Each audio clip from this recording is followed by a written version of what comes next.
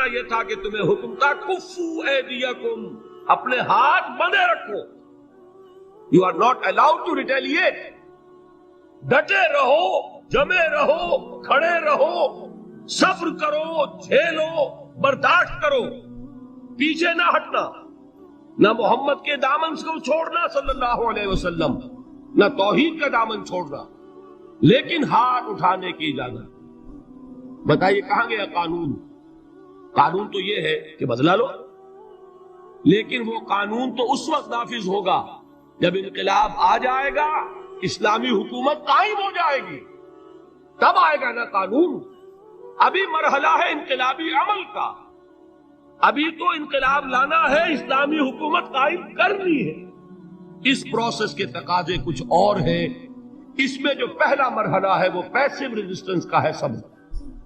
یہی وجہ ہے دیکھیے مکی صورتوں میں خود نبی اکرم صلی اللہ علیہ وسلم کو اتنے مختلف پیرایوں میں صبر کا حکم دیا گیا.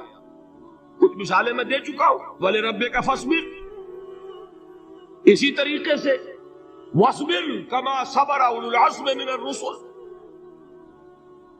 اے نبی صبر کیجئے جیسے کہ صبر کیا ہمارے اولو العزم رسولوں نے. وَاصْبِرْ وَمَا صَبْرُكَ إِلَّا بِاللَّهِ، اے نبی صبر کیجئے اور آپ کا صبر تو اللہ ہی کے سہارے ہے. وَاصْبِرْ لِحُكْمِ رَبِّكَ، یہ سورہ نون جس کی ابتدائی آیات میں نے آپ کو سنائی، نون والقلم وما یسطرون ما انت بنعمت ربک بمجنون، اس کا اختتام کیا ہوتا ہے؟ وَاصْبِرْ لِحُكْمِ رَبِّكَ وَلَا تَكُنْ كَصَاحِبِ الْحُوتِ إِذْ نَادَىٰ وَهُوَ مَكْظُومٌ. اے نبی صبر کیجئے اپنے رب کے فیصلے کا، انتظار کیجئے اور اس مچھلی والے کے مانند نہ ہو جائیے. مچھلی والا کون؟ حضرت یونس علیہ السلام. مچھلی والے نے اپنے دینی حمیت اور غیرت جو تھی اس کی وجہ سے اللہ کے حکم کا انتظار نہیں کیا، اپنی قوم کو چھوڑ کر چل دی. نبی کا، رسول کا یہ معاملہ ہوتا ہے. جیسے کہ آپ کو معلوم ہے کوئی افسر ہے کسی حکومت کا، وہ اپنی پلیس آف ڈیوٹی کو نہیں چھوڑ سکتا. He must stick to his place of duty. بڑے افسرز کے لیے تو یہ بہت بہت اہم بات ہے. تو اے رسول جہاں آپ کو ہم نے تعینات کیا ہے آپ وہاں سے ہل نہیں سکتے کہ ذرا مخالفت ہوئی، لوگوں نے فکرے تست کیے اور آپ کہیں اور چل دیے. دفعہ ہو، یہ بات نہیں سننا چاہتے، میں کسی اور کو سناؤں گا. ہو سکتا ہے نا، ہم تو کرتے ہیں نا یہ، اس لیے کہ ہمیں تو اللہ نے کہیں تعینات تو نہیں کیا نا. اگر ایک جگہ کے لوگ بات نہیں سنتے، چلو بھائی ہم کہیں اور جائیں گے، وہاں بات سنائیں گے. لیکن رسول کا معاملہ ہوتا ہے جو اس کی پلیس آف اپوائنٹمنٹ ہے، he cannot leave his place without the express permission of Allah subhanahu wa ta'ala. آپ نے یہ سنا ہوگا، سیرت کی تقاریر میں پڑھا ہوگا کہ مدینے کی طرف ہجرت کی اجازت حضور نے تمام صحابہ کو دے دی. خود منتظر رہے جب تک کہ اللہ کی طرف سے اجازت نہیں آئی. حضرت ابو بکر پوچھتے رہتے تھے حضور اجازت آ گئی کہ نہیں؟ ابھی نہیں آئی. حضور اذن آ گیا؟ نہیں آیا. ابھی نہیں آیا. حبشہ کی طرف سب کو بھیج دیا، اجازت دے دی جو جانا چاہے چلا جائے. حضور کی صاحبزادی جو حضرت عثمان کے نکاح میں تھی وہ بھی ہجرت کر رہی، لیکن حضور تو نہیں گئے. رسول نہیں چھوڑ سکتا اپنی جگہ کا. یہاں تک کہ تمام تقریباً صحابہ چلے گئے، حضور رہ گئے، حضرت ابو بکر رہ گئے، حضرت علی رہ گئے. اور حضرت ابو بکر پوچھ رہے ہیں بار بار اجازت آئی یا نہیں؟ نہیں ابھی نہیں آئی. حضرت عائشہ نے واقعہ بیان کیا کہ ایک روز اچانک دوپہر کے وقت ہم نے دیکھا کہ حضور نے اپنے پورے جسم کو ڈھانپا ہوا ہے، چہرے کو بھی کپڑے میں ڈھانکا ہوا ہے اور تشریف لا رہے ہیں. یہ اس میں تعجب کی بات یہ کہ عرب میں آج بھی آپ کو معلوم ہے کہ یہ چیز جو ہے ان کی روایات کے خلاف ہے کہ دوپہر کے وقت کوئی کسی سے ملنے جائے. یہ وقت جو ہے قیلولے کا ہے، آرام کا ہے. آج کل وہ عصر اور ظہر کے مابین کا وقفہ. تو ٹھیک دوپہر کے وقت تشریف لائے حضور. آپ نے آ کے حضرت ابو بکر سے فرمایا کہ اجازت آ گئی ہے. اس میں ایک قصہ تھوڑا سا اور بتا دوں، بہت دلچسپ ہے اور بہت ہمارے لیے سبق آموز ہے. حضرت ابو بکر نے بہت خوش ہو کر ایک بات کہی، حضور میں نے 2 اونٹنیاں تیار کی ہوئی ہیں، یعنی اب آپ تو سوچتے تھے نا شاباش ملے گی کہ میں نے تیاری کی ہوئی ہے، میں نے 2 اونٹنیوں کو خوب کھلا پلا کے فربا کیا ہوا ہے، بڑی توانا ہے تاکہ ہم تیزی کے ساتھ سفر کر سکیں۔ حضور نے توقف کیا، فرمایا ہاں ٹھیک ہے، 1 اونٹنی میں استعمال کروں گا لیکن میں اس کی قیمت ادا کروں گا۔ حضرت ابو بکر کی آنکھوں میں آنسو آئے، روتے ہوئے کہا حضور مجھ سے یہ مغایرت، کیا یہ جان اور مال کسی اور کے لیے ہے؟ آپ مجھ سے بھی کہہ رہے ہیں میری اونٹنی جو ہے وہ بھی بلا معاوضہ آپ کو بولنے فرما رہے ہیں۔ یہ ہے محمد الرسول اللہ کی غیرت اور حمیت کا بات۔ ہمارا معاملہ جو ہے دین کی دعوت و تبلیغ کے اعتبار سے بالکل کچھ مختلف بنا ہوا ہے، اسی لیے وہ عزت نہیں، وہ وقار نہیں۔ یہاں یہ حال ہے کہ حضور کے خسر ہیں، جان نثار ہیں، یار غار ہیں، سب کچھ ہے، لیکن وہاں بھی یہ معاملہ ہے کہ ٹھیک ہے اونٹنی کی میں قیمت ادا کروں۔ بہرحال میں جو عرض کر رہا تھا وہ یہ ہے کہ چونکہ رسول کو اجازت نہیں تو فرمایا گیا وَاصْبِرْ لِحُکْمِ رَبِّكَ وَلَا تَكُنْ كَصَاحِبِ الْحُوتِ۔ دیکھنا وہ جو یونس علیہ السلام جو انہوں نے کیا تھا، اجازت آئے بغیر وہ اپنی قوم کو چھوڑ کر کسی اور وجہ سے نہیں گئے تھے دین کی حمیت اور غیرت کی وجہ سے۔ یہ بدبخت بات سننے کو تیار نہیں ہے تو دفع ہو، میں کہیں اور جا کر اللہ کی بات کہیں سناؤں گا، لیکن اجازت کے بغیر نہیں جا سکتے۔ یہی وجہ ہے کہ پکڑ ہوئی، گرفت ہوئی اور مچھلی کے پیٹ میں رہے، وہاں وہ لا الہ الا انت سبحانک انی کنت من الظالمین، اور وہاں سے پھر اللہ تعالیٰ نے نجات دی، مچھلی نے انہیں اگل دیا ساحل کے اوپر۔ یہ ایک لمبی بات ہے، تو یہاں حضور سے کیا کہا گیا؟ صبر کی۔ اب دیکھیے ایک بات عجیب ہے، یہ ربط اپنے ذہن میں رکھیے، اللہ تو صبر کی تلقین کر رہا ہے اپنے رسول کو، اور رسول یہی تلقین کر رہے ہیں اپنے صحابہ کو، صبر کرو، جھیلو، برداشت کرو، ہاتھ مت اٹھانا، کوئی جوابی کارروائی نہیں ہوگی، بلکہ اپنے اوپر جھیلو جو کچھ جھیلنا ہے، ڈٹے رہو، پیچھے مت ہٹنا، یہ صبر ہے، لیکن ہاتھ اٹھانے کی اجازت نہیں۔ چنانچہ اب ذرا چشم تصور سے دیکھیے، ابو جہل اس نے جو بدترین روش اختیار کی، وہ ایک خاندان تھا حضرت یاسر، ان کی اہلیہ حضرت سمیہ، اور ان کے فرزند حضرت عمار رضی اللہ تعالی عنہم۔ یہ غلام نہیں تھے، حضرت سمیہ تو کنیز تھی لیکن یاسر غلام نہیں تھے۔ ان کی کہانی یہ ہے، واقعہ یہ ہے کہ یہ بہت نیک آدمی تھے یاسر، یمن کے باشندے۔ انہیں کو خواب میں بشارت ہوئی کہ نبی کا ظہور ہونے والا ہے مکے میں، جاؤ شاید ان کے قدموں تک پہنچ جاؤ۔ جیسے حضرت سلمان فارسی کی بات میں نے آپ کو بتائی، وہ تو خواب کی بشارت نہیں تھی، وہ ان کے غور و فکر کا معاملہ تھا۔ انہوں نے وہ جو آگ کی پوجا پاٹ ہے اس کو چھوڑا اور سفر کیا، اور پھر انہیں خبر دی ایک راہب نے کہ کھجوروں کی سرزمین میں آخری نبی کا ظہور ہونے والا ہے، جاؤ شاید قسمت یابی کرے۔ انہیں خواب آیا تھا، یہ یمن سے ترک وطن کر کے مکے آ گئے۔ ابو جہل کا ایک چچا تھا، بہت شریف النفس انسان، اس کے ساتھ معاہدہ کیا حلیف بن کر، اور وہ مکے میں رہنے لگے۔ اس لیے کہ یہ نوٹ کر لیجئے، مکہ اس وقت ایک قبیلے کا شہر تھا، صرف قریش، یا قرشی رہ سکتا تھا وہاں یا قرشی کا حلیف۔ اگر کسی کے ساتھ اس کی، جیسے آپ کو معلوم ہے یہاں کاروبار وغیرہ کرنے میں سعودی عرب میں شراکت جو ہے وہ کسی لوکل سعودی کے ساتھ ہوگی تو آپ کر سکتے، وہ کفیل ہے، ورنہ آپ کچھ نہیں کر سکتے۔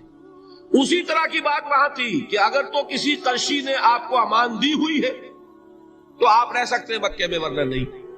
یا تیسرے قرشی کا غلام تو ملکیت ہی ہے اس کی، جیسے بھیڑ بکری ہے کسی قرشی کی، اسی طرح اس کے غلام ہے۔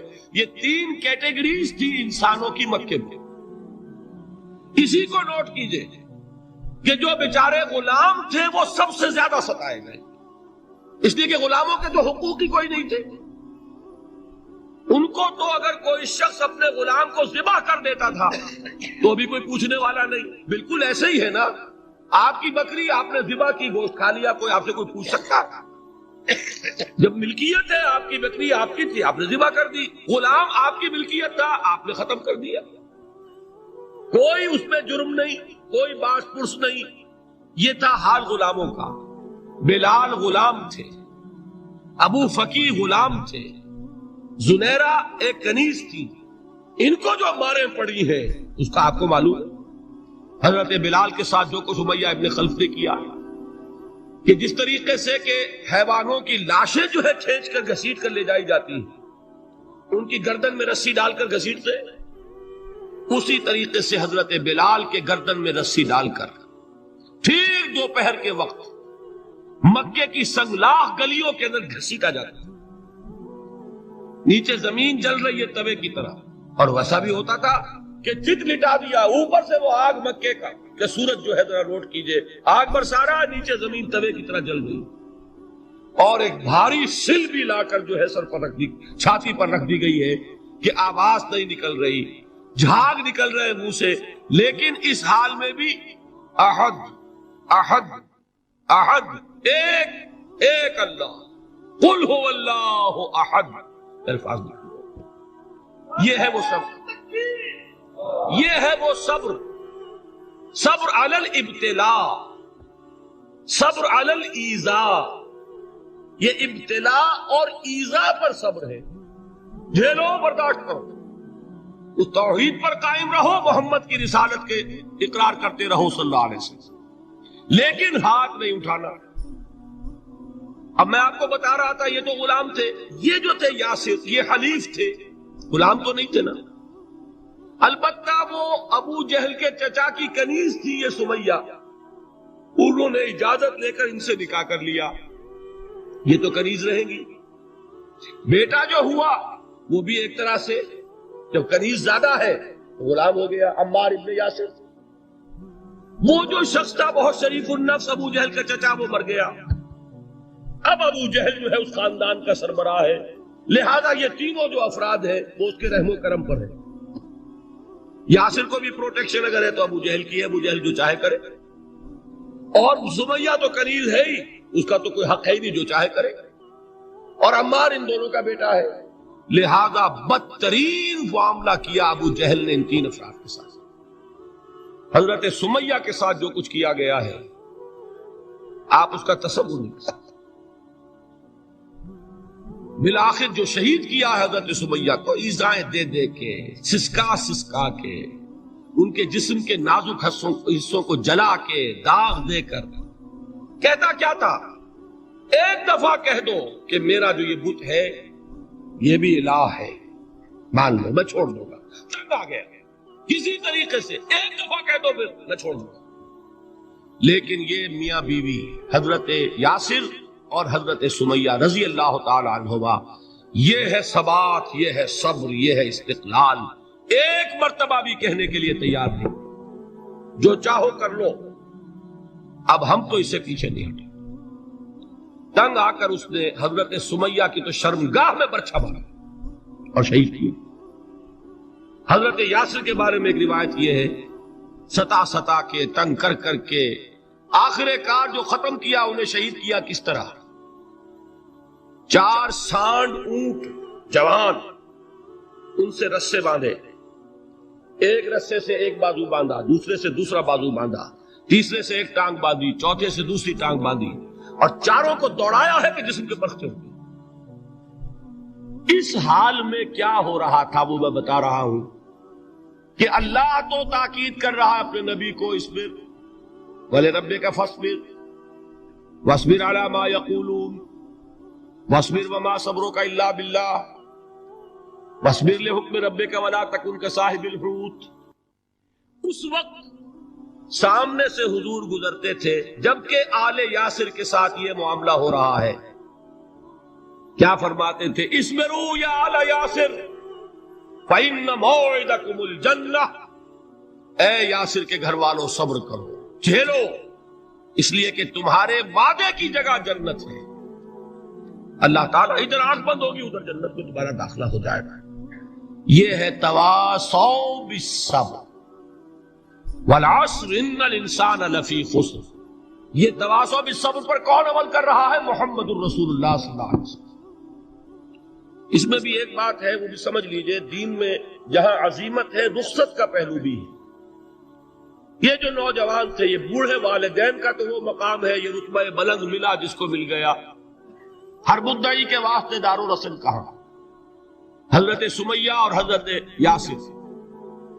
نوٹ کیجئے، میں ایک اعتبار سے کہا کرتا ہوں، سید الشہداء یہ بنے کہ نہیں بنے،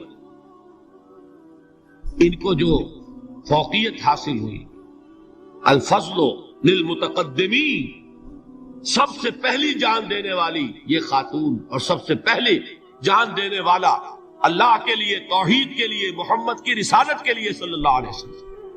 دے تو بھی محمد کی صداقت کی گواہی. یہ صداقت کی گواہی دیتے ہوئے انہوں نے اپنی جانیں دے دی. لیکن جو نوجوان عمار ہے اس نے رخصت کی راہ اختیار کی، جھیلا نہیں گیا، برداشت نہیں ہو سکا. ایک مرتبہ کلمہ کفر زبان سے نکال دیا، ابو جہل نے چھوڑ دیا. لیکن اب پشیمانی طاری ہوئی ہے، میں کیا کر بیٹھا. اس کے بعد انہوں نے اپنے آپ کو ایک ستون سے باندھ لیا کہ حضور ہی آ کر مجھے اگر یہاں سے کھولیں گے تو میں کھلوں گا، ورنہ میں یہی اپنے آپ کو ہلاک کر دوں گا، مجھ سے کیا ہوگا. وفاداری کا جذبہ موجود ہوتا ہے. ان کے حوالے سے انسان کو ملامت، ان الانسان لربہ لکنود. واقعہ یہ ہے کہ انسان اپنے رب کا بہت ہی ناشکرا ہے.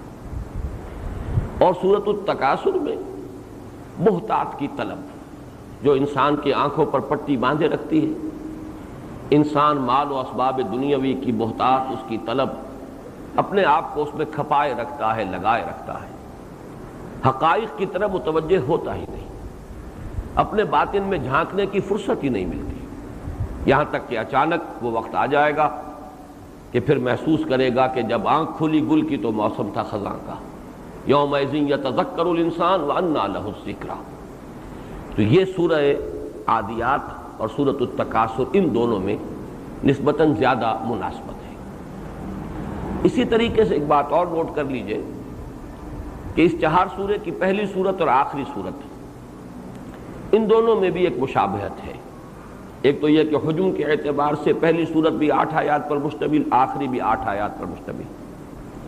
اور دوسرے یہ کہ یہ دونوں سورتیں قرآن حکیم کی چھوٹی صورتوں میں سے جن کے خصوصی فضائل نبی اکرم صلی اللہ علیہ وسلم سے منقول ہیں ان میں شامل ہیں. جیسے آپ کو معلوم ہے سورہ اخلاص 4 آیات پر مشتمل ہے، حضور نے اسے ثلث قرآن قرار دیا ہے. وہ تہائی قرآن کے مساوی ہے، اس لیے کہ بنیادی ایمانیات 3 ہیں: توحید، معاد اور رسالت. توحید پر وہ کامل ہے سورت اور نہایت جامع. اس اعتبار سے گویا کہ یہ توجیہ ہے جو ہم کر رہے ہیں، لیکن قول تو محمد الرسول اللہ صلی اللہ علیہ وسلم کا یہ ہے کہ یہ ثلث قرآن ہے. اسی طریقے سے سورۃ الزلزال کے بارے میں 2 اقوال ملتے ہیں، یہ بھی کہ یہ نصف قرآن ہے اور یہ بھی کہ یہ ربع قرآن ہے، چوتھا حصہ ہے. اور اسی طریقے سے سورہ تکاثر کے بارے میں روایت ملتی ہے جسے امام بیہقی بھی لائے ہیں اور امام حاکم بھی رحمہم اللہ. اور یہ روایت جو ہے مرفوعاً مروی ہے حضرت عبداللہ ابن عمر رضی اللہ تعالی عنہما سے. وہ فرماتے ہیں کہ حضور نے ایک مرتبہ فرمایا، کیا تمہارے لیے یہ ممکن نہیں ہے کہ روزانہ رات کو سونے سے پہلے 1000 آیات تلاوت کر لیا کرو قرآن حکیم کی؟ تو صحابہ گھبرا گئے. انہوں نے عرض کیا، حضور کس کے لیے یہ ممکن ہے کہ وہ روزانہ 1000 آیات؟ آپ کو معلوم ہے کہ 1/6 قرآن ہو گیا، 5 پارہ، کس کے لیے ممکن ہے؟ تو آپ نے فرمایا تم سورہ تکاثر کی تلاوت کر لیا کرو، یہ 1000 آیات کے مساوی ہو جائے گی. واقعہ یہ ہے کہ ان کا اصل مراد کیا ہے؟ ان صورتوں کا اگر مراقبہ انسان کرے، ان صورتوں میں جو مرکزی مضمون آیا ہے یہ گویا کہ اس کے لوح قلب پر اگر نقش ہو جائے تو انسان کی ہدایت اور رہنمائی. جیسے سورۃ العصر جو اب اس کے بعد آ رہی ہے، امام شافعی کا قول ہے رحمۃ اللہ علیہ کہ لو تدبر الناس هذه السورہ لوسعتهم. اور لو لم ينزل من القرآن کے سواہا لکفت الناس، اگر لوگ صرف سورۃ العصر پر تدبر کریں، تدبر کا حق ادا کریں، تو یہ ان کی ہدایت کے لیے کافی ہو جائے گی۔ اور اگر قرآن میں سے سوائے سورۃ العصر کے کچھ نازل نہ ہوتا تو بھی یہ ان کی ہدایت کے لیے کفایت کر جاتی۔ تو جیسی شان اس کی ہے، اسی طرح کی شانیں جو ہے سورۃ الزلزال کی، کہ واقعتاً اگر جو اس کے اندر مضامین آئے ہیں انسان کے دل پر اگر نقش ہو جائیں، وہ انہیں تازہ کرتا رہے۔ نقش کو بھی تازہ کرنے کی ضرورت پڑتی ہے۔ مجھے بہت پسند ہے وہ شعر، پھر یاد آ گیا حفیظ جالندری کا، کہ سرکشی نے کر دیے دھندلے نقوش بندگی، آؤ سجدے میں گرے لوح جبی تازہ کرے۔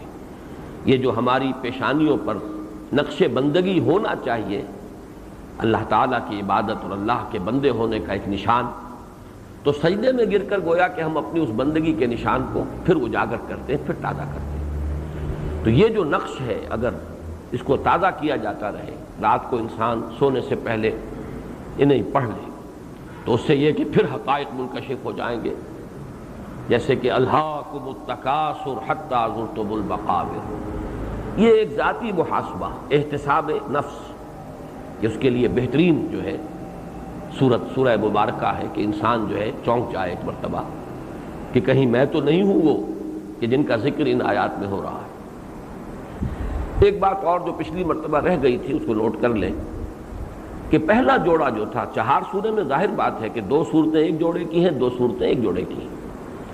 پہلے جوڑے کے مابین، پہلے جوڑے کی 2 صورتوں کے مابین جو مناسبت ہے وہ 2 اعتبارات سے۔ سورۃ الزلزال میں فرمایا وَأَخْرَجَتِ الْأَرْضُ أَثْقَالَهَا، اور زمین نکال پھینکے گی اپنے تمام بوجھ، جو کچھ اس کے اندر ہے۔ یہی مضمون اب عکسی ترتیب ہے، وہاں وہ ہے معروف اور یہاں مجہول۔ وَإِذَا الْقُبُورُ بُعْثِرَتْ، جبکہ قبریں تلپٹ کر دی جائیں گی اور ان میں سے نکال لیا جائے گا جو کچھ کہ ان کے اندر دفن ہے۔ اسی طریقے سے وہاں فرمایا یومئذ یصدر الناس اشتاتا لیروا اعمالهم، اس دن لوگ نکلیں گے مختلف گروہوں میں یا علیحدہ علیحدہ ایک ایک کر کے، تاکہ دکھلا دیے جائیں ان کے اعمال، ان کے سامنے آ جائیں۔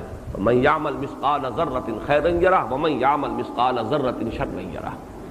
اب اس میں اعمال کا ظاہر مراد ہے، نیکی جو ظاہر کے اعتبار سے نیکی تھی، میں تو اسے نیکی ہی سمجھ رہا ہوں، وہ بھی میرے سامنے آ جائے گی، اور کوئی برائی جو ظاہر کے اعتبار سے برائی تھی اور اسے میں بھی چاہے مجھ سے اس کا ارتکاب ہو گیا ہو لیکن میں بھی اسے برائی سمجھ رہا ہوں، وہ بھی میرے سامنے آ جائے گی۔ لیکن اسی کا ایک اور انٹرنل ڈائمنشن ہے، اس کی ایسوٹیرک ایلیمنٹ ہے کہ ایک ہے اعمال کا ظاہر، ایک ہے اس کی نیت ہے، انما الاعمال بالنیات۔ تو سورۃ العادیات میں اس کا ذکر ہے وَحُصِّلَ مَا فِي الصُّدُورِ، صرف اعمال کے ظاہر کے اعتبار سے فیصلے نہیں ہوں گے، حاصل کر لیا جائے گا، نکال لیا جائے گا جو کچھ کے سینوں میں دفن ہے، جو نیتیں تھیں، جو ارادے تھے، جو انٹینشنز تھے، ان کے حساب سے در حقیقت اعمال کا فیصلہ ہوگا۔ گویا کہ ہو سکتا ہے کہ تمام نیک اعمال 0 سے ضرب کھا کر 0 ہو جائیں، جیسے کہ قرآن حکیم میں 3 مقامات پر جو ہے بہت ہی حسرت ناک نقشہ کھینچا گیا ہے۔ کچھ لوگ ہوں گے قیامت کے دن جو اپنی نیکیوں پر بڑا تکیہ کیے ہوئے ہوں گے، ہم نے بڑے نیک کام کیے، بڑے فاؤنڈیشنز ہم نے چلائے، بڑے ادارے قائم کیے یتیموں کے لیے، بیواؤں کے لیے، اور بڑے خدمت خلق کے کام کیے، نمازیں پڑھی، روزے رکھے، تو بڑے وہ پر امید ہوں گے، اور قیامت کے دن جب ان کے اعمال ان کے سامنے آئیں گے تو لپکیں گے کہ یہ ہماری نیکیاں ہیں۔ لیکن چونکہ وہ ریاکارانہ نیکیاں ہوں گی، ان کے پشت پر حقیقی ایمان، صرف اللہ کی رضا جوئی، صرف اخروی ثواب ان کا مقصود نہیں تھا، بلکہ دنیاوی شہرت، ریاکاری، ریا اور سمعہ، یہ وہ چیزیں ہیں کہ اگر یہ تھی نیت تو 0 سے ضرب کھا کر وہ تمام اعمال 0 ہو جائیں گے، اور جو حسرت اس وقت طاری ہوگی لوگوں پر، اس کا نقشہ کھینچا گیا ہے سورہ ابراہیم میں۔ مثل الذین کفروا بربہم اعمالہم کرماد اشتدت بہ الریح فی یوم عاصف لا یقدرون مما کسبوا علی شیء۔ وہ لوگ کہ جو ایمان حقیقی سے محروم رہے، تو ان کے جو اعمال ہوں گے ان کا حال یہ ہوگا جیسے راکھ کا ڈھیر ہوتا ہے کہ ایک تیز جھکڑ آتا ہے، ہوا چلتی ہے، اس ریت کو، اس راکھ کو اس نے اڑا دیا، ختم ہو گیا، اس کا وجود نہیں رہا۔ اب وہ تو سمجھتے تھے بڑی نیکیاں کر کے ہم لائے، بڑے ہمارے اونچے اعمال ہیں، لیکن وہاں کچھ نہیں ہوگا، بس پہلے تو ڈھیر نظر آئے گا، لیکن یہ کہ ایک ہوا کا جھونکا آئے گا اور وہ راکھ جو ہے وہ اڑ جائے گی۔ اب انہیں کوئی بھی اختیار حاصل نہ ہوگا اپنے ان اعمال پر، یعنی ان میں سے کسی کا کوئی اجر و ثواب انہیں نہیں ملے گا۔ پھر سورۃ النور میں فرمایا والذین کفروا اعمالهم کسراب بقیعۃ یحسبہ الظمآن ماء حتی اذا جاءہ لم یجدہ شیئا ووجد اللہ عندہ فوفاہ حسابہ واللہ سریع الحساب۔ یہ لوگ جو حقیقی ایمان سے محروم تھے، ریاکارانہ نیکیاں کرتے رہے، دنیا میں یا تو قانوناً بھی کافر تھے یا ویسے کہنے کو مسلمان تھے، لیکن ایمان حقیقی سے، دل والے ایمان سے، قلبی تصدیق والے ایمان سے محروم۔ جب وہ قلبی تصدیق والا ایمان نہیں ہے تو پھر اعمال جو ہے، نیکیاں جو ہیں وہ ریاکاری کے تحت ہی ہوں گی۔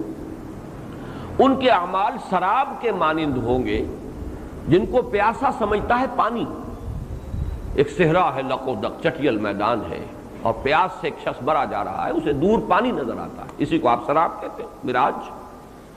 اب وہ بھاگتا ہے، دوڑتا ہے آخری وقت تک، چاہے گھسٹتا ہے، لیکن جیسے جیسے آگے بڑھتا ہے پانی تو نہیں ملتا، وہ تو اور پیچھے ہٹتا چلا جاتا ہے سراب۔ یہاں نقشہ کھینچا گیا ہے، انہیں اپنے وہ اعمال سراب کے مانند نظر آئیں گے قیامت کے دن، لپکیں گے ادھر، لیکن جب پہنچیں گے تو کچھ نظر نہیں آئے گا، کوئی نیکی نہیں، یہ تو سراب تھا، حقیقت تھی ہی نہیں۔ ہاں اللہ کو موجود پائیں گے جو ان کا حساب چکا دے گا، اللہ کو حساب چکاتے دیر نہیں لگتی، یعنی زیرو سے ضرب کھا کر وہ تمام اعمال زیرو ہو گئے۔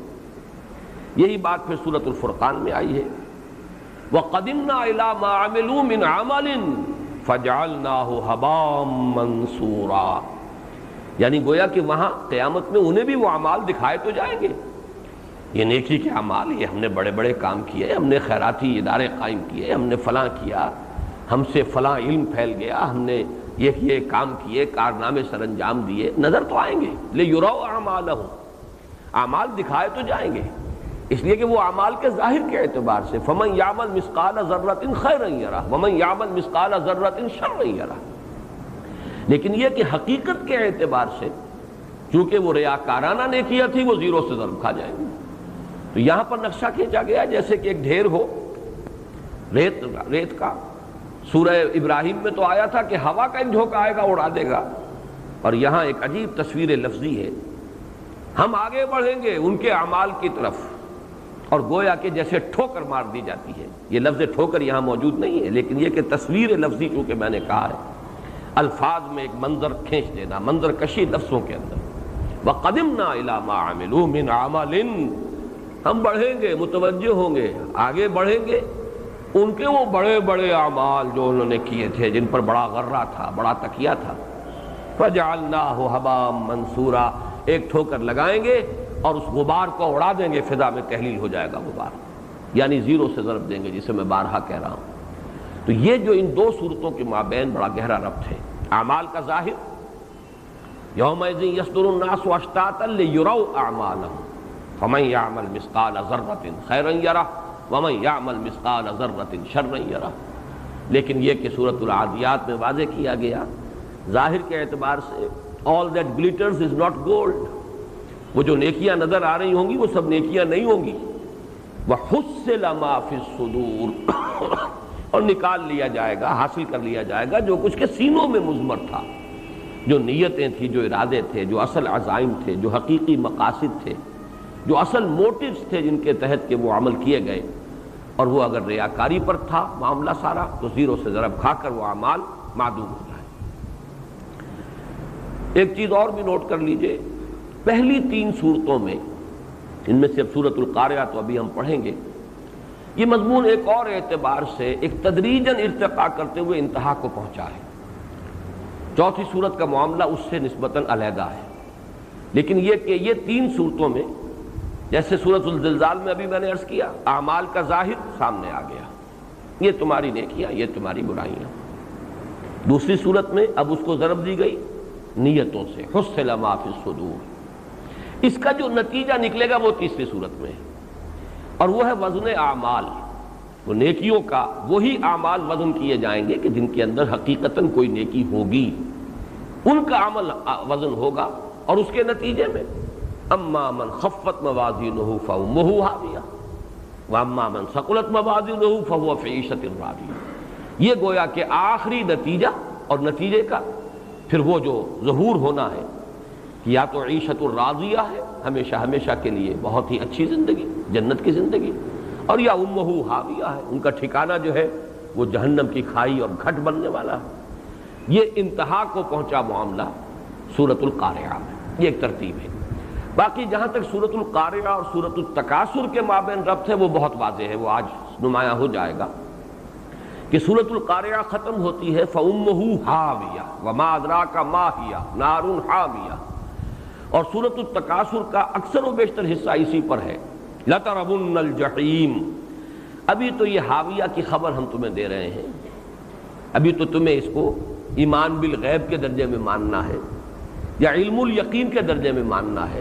اگر مان لو گے تو عافیت ہوگی، نہیں مانو گے لَتَرَوُنَّ الْجَحِيمَ ثُمَّ لَتَرَوُنَّهَا عَيْنَ الْيَقِينِ. بالآخر تو وقت آ کر ہی رہے گا کہ اسے اپنی آنکھوں سے دیکھنا، چشم سر سے دیکھے گا، وہ حقیقت بن کر تمہارے سامنے آ جائے گی. جیسے کہ سورۃ الفجر میں فرمایا یومئذ یتذکر الانسان وانیٰ لہ الذکریٰ. اب اس روز آنکھ کھلے گی، انسان چیتے گا، حقیقت منکشف ہو جائے گی، لیکن اس روز کا چیتنا، اس روز کا حقیقت پر متنبہ ہونا یہ فائدہ دار ہے، اس کا کوئی فائدہ نہیں ہوگا. انیٰ لہ الذکریٰ، اب اس سبق حاصل کرنے کا حاصل کیا ہے. تو یہ ربط جو ہے سورۃ القارعہ اور سورۃ التکاثر کا یہ بہت نمایاں ہے. اب آئیے ہم سورۃ القارعہ کا مطالعہ شروع کر رہے ہیں. القارعہ، وہ کھڑ کھڑانے والی یا وہ ٹھونکنے والی.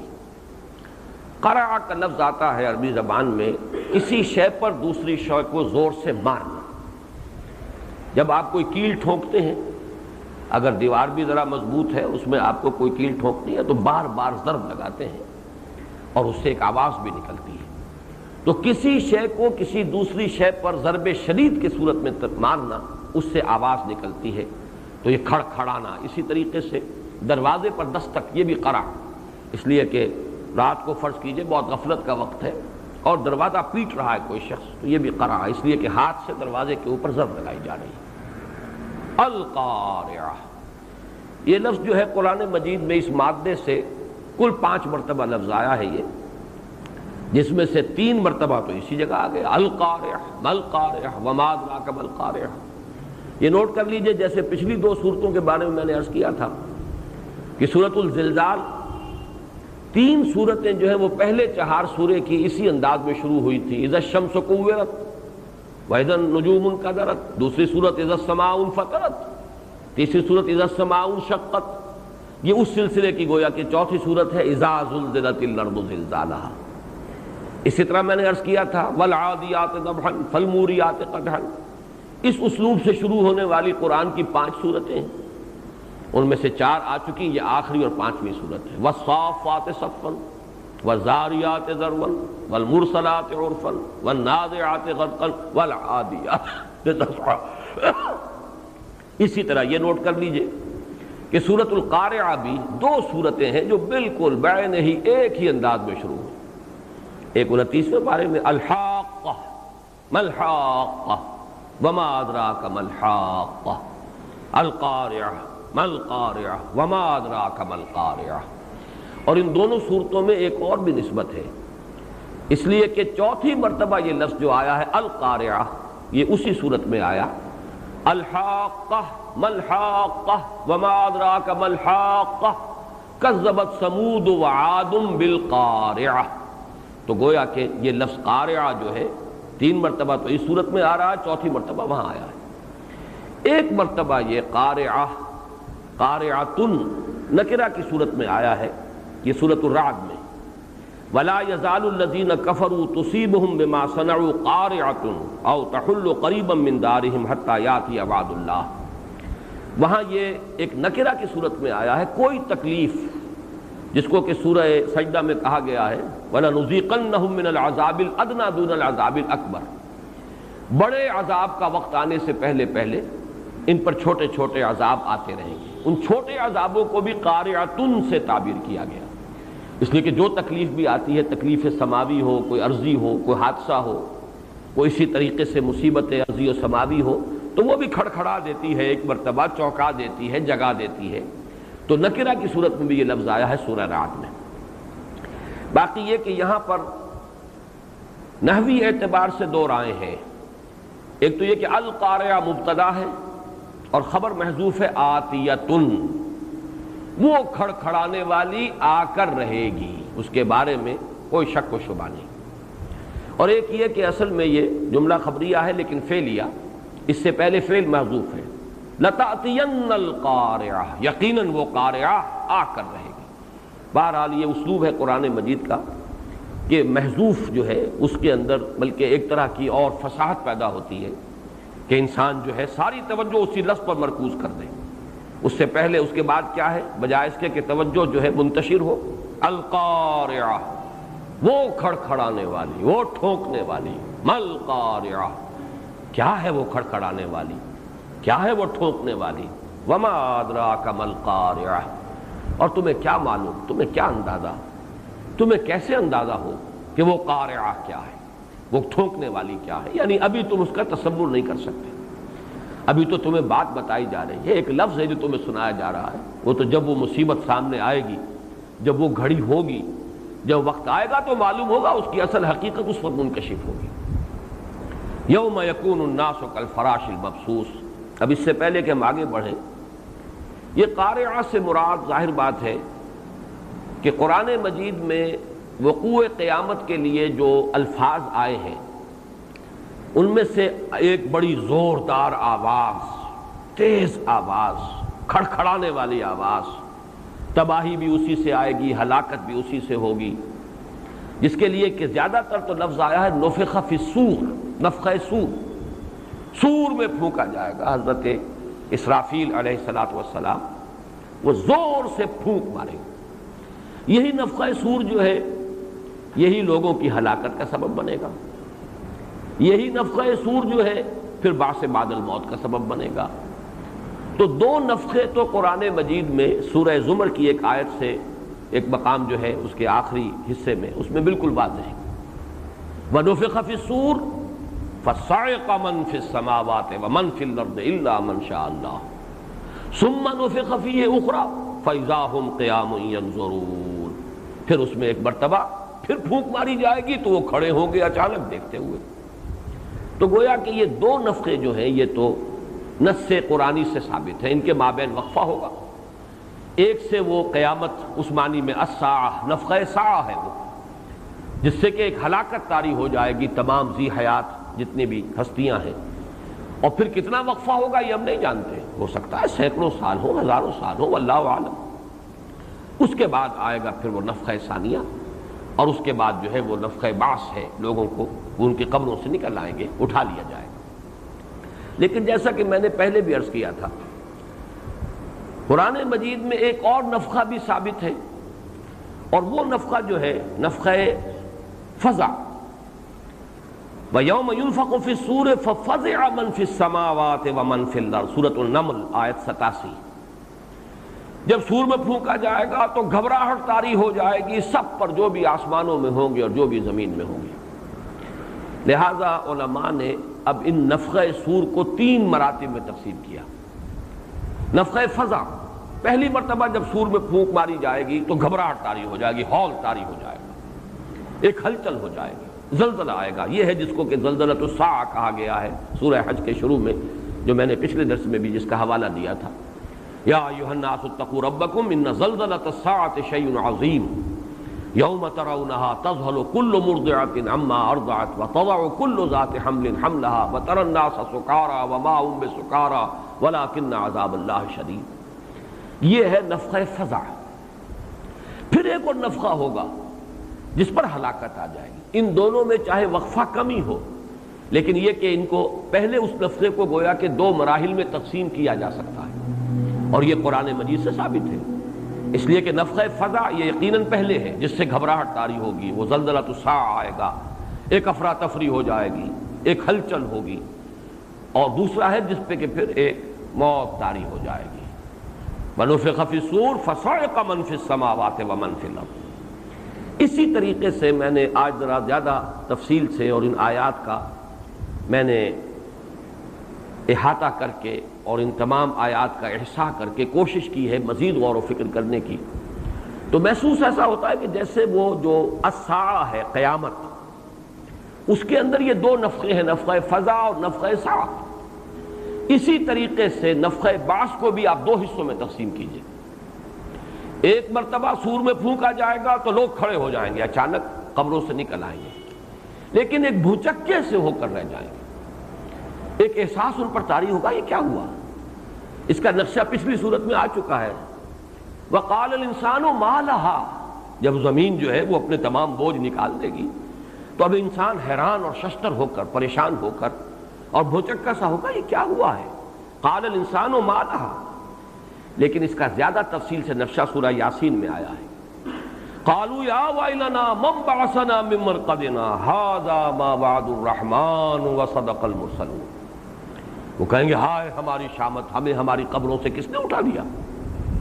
اور پھر اچانک کہیں گے ہائے معلوم ہوا یہ ہے وہ دن جس کا کہ وعدہ کیا تھا رحمان نے، آ گئی وہ شامت ہماری، اور آج حقیقت منکشف ہو گئی۔ صدق المرسلون، رسولوں نے جو کچھ کہا تھا سچ کہا تھا۔ ہم تو ڈھکوسلا ہی سمجھتے رہے، ہم سمجھتے رہے کہ ویسے ہی دھونس جما رہے، باتیں بنا رہے، صرف ہمیں ذرا دھمکانے کے لیے کچھ چیزیں گھڑ لی گئیں۔ ھذا ما وعد الرحمن وصدق المرسلون، وہ بات تو سچی نکلی، جو کچھ کہا تھا رسولوں نے وہ سچ نکلا، یہ ہے وہ جس کا وعدہ کیا تھا۔ تو یہ کتنا ہی تھوڑا سا وقت ہو، لیکن یہ کہ ایک یہ کیفیت جو ہے بھوچکا اور حیران و ششدر ہونے کی، یہ انسان پر طاری ہوگی۔ اور اس کے بعد ایک نقشہ کھینچا گیا ہے قرآن مجید کے متعدد مقامات پر، پھر کوئی آواز آئے گی، اسے صیحہ بھی کہا گیا ہے، زجرہ بھی کہا گیا ہے۔ فَإِنَّمَا هِيَ زَجْرَةٌ وَاحِدَةٌ فَإِذَا هُمْ بِالسَّاهِرَةِ وَإِنْ كَانَتْ إِلَّا صَيْحَةً وَاحِدَةً، فرمایا گیا کہ وہ صرف ایک صیحت ہوگی، فَإِذَا هُمْ جَمِيعًا لَدَيْنَا مُحْضَرُونَ۔ اور سورہ قمر میں نقشہ کھینچا گیا ہے، يَوْمَ يَدْعُ الدَّاعِي إِلَىٰ شَيْءٍ نُكُرٍ اور مُهْطِعِينَ إِلَى الدَّاعِ، کوئی پکارنے والا کسی طرف سے پکارے گا، ایک آواز کسی طرف سے آئے گی، اور اس پکار پر سب دوڑ پڑیں گے اپنی اپنی قبروں سے جو نکلے ہیں اچانک، جو بھوچکے ہو کر رہ گئے ہیں، پھر وہ دوڑیں گے۔ اور اس دوڑ کا نقشہ قرآن مجید میں کئی مقامات پر آیا ہے۔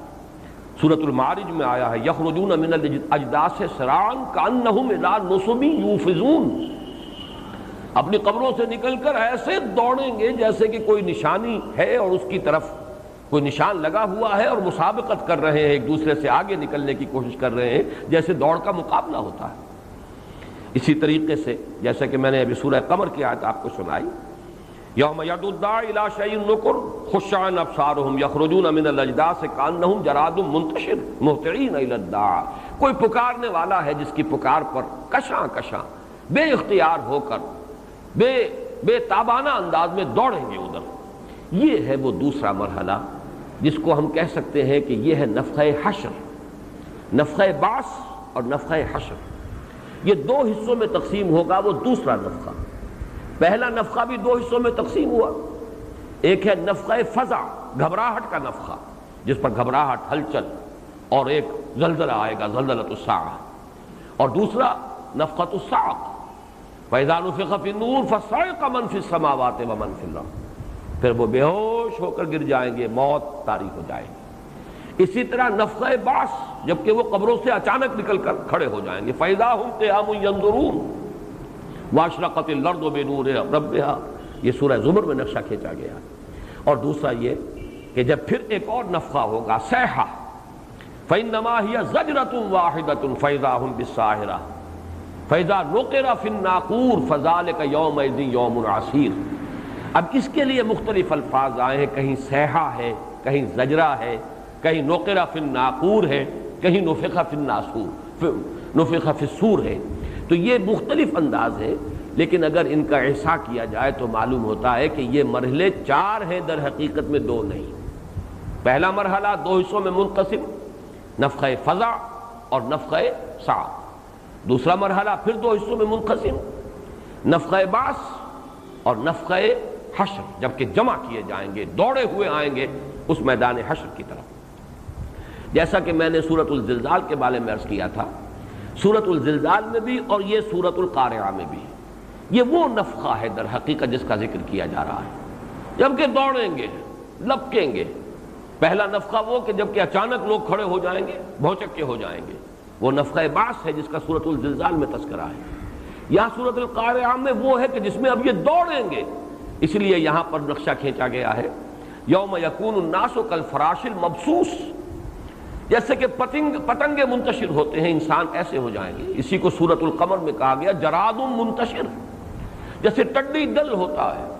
لیکن ٹڈی دل کے بارے میں آپ کو معلوم ہے وہ ایک سمت میں دوڑتا ہوا ہوتا ہے، چاہے اس کا کتنا بھی پھیلاؤ ہو لیکن سمت ایک معین ہوتی ہے، اس سمت کے اندر دوڑتے ہوئے ہوتے ہیں. جیسے کوئی پکارنے والا پکار رہا ہے اور اسی کی سمت میں دوڑے چلے جا رہے ہیں. یہاں نقشہ کھینچا گیا جیسے پتنگے، اور پتنگوں کا آپ کو معلوم ہے کہ چراغ پر گرتے ہیں. یہ گویا کہ ان کے لیے بھی کوئی ایک شے ہے، ایک ہدف معین ہے جس کی طرف کہ وہ دوڑ رہے ہیں. کَأَنَّهُمْ إِلَىٰ نُصُبٍ يُوفِضُونَ، کوئی ایک ہدف ہے جس کی طرف کہ دوڑ لگائی ہوئی ہے، مقابلہ ہو رہا ہے. جیسے کہ پتنگے جو ہے وہ ایک دوسرے سے آگے بڑھ کر اور پروانہ وار جسے آپ کہتے ہیں وہ اپنے آپ کو نثار کرتے ہیں شمع پر. یوم یکون الناس کالفراش المبثوث وتکون الجبال کالعہن المنفوش. اور پہاڑ ایسے ہو جائیں گے جیسے دھنکی ہوئی رنگی ہوئی اون. عہن کہتے ہیں اس اون کو جسے رنگ دیا گیا. اب مختلف ڈھیر لگے ہوئے ہیں، مختلف جو ہے گچھے اون کے ہیں، انہیں مختلف رنگ دے دیے گئے ہیں. پھر اس کو اون بنانے سے پہلے، ابھی تو وہ بالوں کی شکل میں ہے، صوف ہے، لیکن یہ کہ اب بٹنا ہے، ان کو بٹنے سے پہلے دھنکا جاتا ہے تاکہ ان کے ریشے علیحدہ علیحدہ ہو جائیں. تو یہ جو ریشے علیحدہ علیحدہ ہو جاتے ہیں، دھنکی ہوئی روئی، اصل میں چونکہ روئی عرب میں تھی نہیں، اگر تو یہ کہیں اس علاقے میں قرآن مجید نازل ہوتا تو زیادہ قریبی جو ہے وہ روئی جو ہے، دھنکی ہوئی روئی، اس کا ہمارے سامنے تصور زیادہ ہے. اون کا دھنکا جانا وہ زیادہ ہمارے لیے معروف نہیں ہے. لیکن جہاں کاٹن تھی نہیں، روئی کا کوئی وجود نہیں، وہاں یہ اون ہی کے ساتھ یہ سارا معاملہ ہوتا تھا. صوف جو ہے اسی کو پہلے وہ رنگتے تھے، پھر اس کو وہ دھنکتے تھے، پھر جب ریشے علیحدہ علیحدہ ہو گئے اب ان کو بٹتے تھے تو وہ اون کی شکل بنتی تھی. اس سے اب کپڑا بنائیے، کمبل بنائیے، جو بھی بنائیے. پہاڑ ہو جائیں گے جیسے دھنکی ہوئی اون رنگا رنگ کی. یہ جو قرآن مجید میں پہاڑوں کا معاملہ جو آیا ہے قیامت کے ضمن میں نے آج ذرا وہ مقامات بھی جمع کیے ہیں. یہ پہاڑ جو ہے کہیں فرمایا گیا کہ دھنکی ہوئی اون کے مانند ہوں گے، کہیں فرمایا گیا ایسے چل رہے ہوں گے کہ جیسے بادل چلتے ہیں. اور آج کے زمانے میں واقعہ یہ ہے کہ جو ہوائی سفر کرتے ہیں ان کو معلوم ہے کہ اس کے لیے بہترین تمثیل جو ہے وہ بادل ہے. اس لیے کہ بادلوں سے جب جہاز گزرتا ہے بادل ہمیں نیچے سے نظر آتا ہے کہ جیسے کوئی سالڈ شے ہے، حقیقت میں تو وہ جہاز ایسے گزرتا ہے کہ بس ایک دھند سی ہے اور کچھ بھی نہیں. اس کے تمام ذرات ایک دوسرے سے کوئی پیوست نہیں ہے آپس میں، بلکہ یہ کہ وہ علیحدہ علیحدہ ہیں. تو بالکل روئی کے گالوں کی طرح، بلکہ روئی کے بھی ریشے جو ہیں آپس میں پیوست ہوتے ہیں، اس طرح علیحدہ نہیں ہوتے کہ ان میں سے کوئی چیز آسانی سے گزر جائے. لیکن یہ تو بہت ہی ایک دوسرے سے دور، ایک لطافت کا ایک نقشہ. یہ آیات بھی سن لیجئے، یہ جو تکون الجبال کالعہن المنفوش جو ہم اس سورہ مبارکہ میں یہ الفاظ پڑھ رہے ہیں، 10 مقامات اور ہیں کہ جن پر قرآن مجید میں یہ نقشہ کھینچا گیا. سورۃ الکہف میں فرمایا گیا وَيَوْمَ نُسَيِّرُ الْجِبَالَ وَتَرَى الْأَرْضَ بَارِزَةً وَحَشَرْنَاهُمْ فَلَمْ نُغَادِرْ مِنْهُمْ أَحَدًا. جس دن کہ ہم پہاڑوں کو چلائیں گے اور تم دیکھو گے زمین کو کہ ننگی ہو جائے گی. پہاڑ جو ہے زمین کو ڈھانپے ہوئے ہیں، یہ چلیں گے تو زمین نیچے سے نکل آئے گی، ننگی ہو جائے گی، بوجھ ہٹ جائے گا. سورہ طٰہٰ میں فرمایا وَيَسْأَلُونَكَ عَنِ الْجِبَالِ قُلْ يَنسِفُهَا رَبِّي نَسْفًا فَيَذَرُهَا قَاعًا صَفْصَفًا. اے نبی آپ سے پہاڑوں کے بارے میں پوچھتے ہیں کہ تم کہتے ہو قیامت آئے گی تو یہ پہاڑوں کا کیا ہوگا؟ تم کہتے ہو زمین چٹیل ہو جائے گی، اذا الارض مدت، زمین کو کھینچ دیا جائے گا. تو یہ پہاڑ اتنی عظیم چیز ہے، اتنے بڑے بڑے بوجھ، ان کا کیا ہوگا؟ قُلْ يَنسِفُهَا رَبِّي نَسْفًا، کہہ دیجئے میرا رب ان کو ریزہ ریزہ کر دے گا. فَيَذَرُهَا قَاعًا صَفْصَفًا، اور زمین کو بالکل چٹیل صاف میدان بنا کر چھوڑ دے گا. سورۃ النمل میں فرمایا وَتَرَى الْجِبَالَ تَحْسَبُهَا جَامِدَةً وَهِيَ تَمُرُّ مَرَّ السَّحَابِ، اور تم دیکھتے ہو پہاڑوں کو تم سمجھتے ہو بڑی جامد شے ہے، بڑی ٹھوس شے ہے، بہت ہی پختہ چیز ہے، بڑی مضبوط شے ہے، اور قیامت کے دن تم دیکھو گے یہ ایسے چل رہے ہوں گے جیسے بادل چلتے ہیں۔ اور مختصر صورت جو آخری صورتیں ہیں، بلکہ نزول کے اعتبار سے ابتدائی صورتیں، چھوٹی چھوٹی آیات جہاں ہیں، ان میں یہ مضمون جو آیا ہے سورۃ الطور میں وَتَسِيرُ الْجِبَالُ سَيْرًا، یہ پہاڑ چلیں گے جیسے کہ چلتا ہے کوئی شے، چلتی ہے، حقیقت کا چلنا، یہ صرف محاورہ نہیں ہے۔ وَبُسَّتِ الْجِبَالُ بَسًّا وَتَكُونُ الْجِبَالُ كَالْعِهْنِ، سورہ معارج میں یہی اون کا دھنکی ہوئی اون۔ وَكَانَتِ الْجِبَالُ كَثِيبًا مَهِيلًا، سورہ مزمل میں یہ پہاڑ ایسے ہو جائیں گے جیسے پھسلواں ریت ہوتی ہے، ریت جو ہے علیحدہ علیحدہ ذرے کہ جو پھسلتی ہے۔ اور سورہ مرسلات میں آیا وَإِذَا الْجِبَالُ نُصِفَتْ، یہ وہی لفظ ہے جو سورہ طٰہٰ میں آ چکا ہے، يَنْصِفُهَا رَبِّي نَصْفًا، جب یہ پہاڑ ریزہ ریزہ کر دیے جائیں گے۔ سورۃ النبا میں آ چکا ہے وَسُيِّرَتِ الْجِبَالُ فَكَانَتْ سَرَابًا، یہ سراب کا لفظ آ گیا جو سورہ نور کے حوالے سے بھی آج آیا تھا، اور ریت، چمکتی ہوئی ریت جو پڑی ہوتی ہے دور چٹیل میدان میں، جسے آدمی پانی سمجھتا ہے۔ سُيِّرَتِ الْجِبَالُ فَكَانَتْ سَرَابًا، یہ پہاڑ چلائے جائیں گے اور ایسے ہو جائیں گے جیسے وہ چٹیل میدان میں ریت پڑی ہوئی۔ اور سورۃ التکویر میں فرمایا تھا وَإِذَا الْجِبَالُ سُيِّرَتْ، جبکہ یہ پہاڑ چلا دیے جائیں۔ تو وہی مضمون یہاں ہے وَتَكُونُ الْجِبَالُ كَالْعِهْنِ الْمَنْفُوشِ فَأَمَّا مَنْ ثَقُلَتْ مَوَازِينُهُ فَهُوَ فِي عِيشَةٍ رَاضِيَةٍ، تو وہ کہ جن کی تولیں بھاری ہوں گی، جن کے وزن کیے جانے والے اعمال بھاری ہوں گے، تو وہ ہوں گے ایسی زندگی میں جو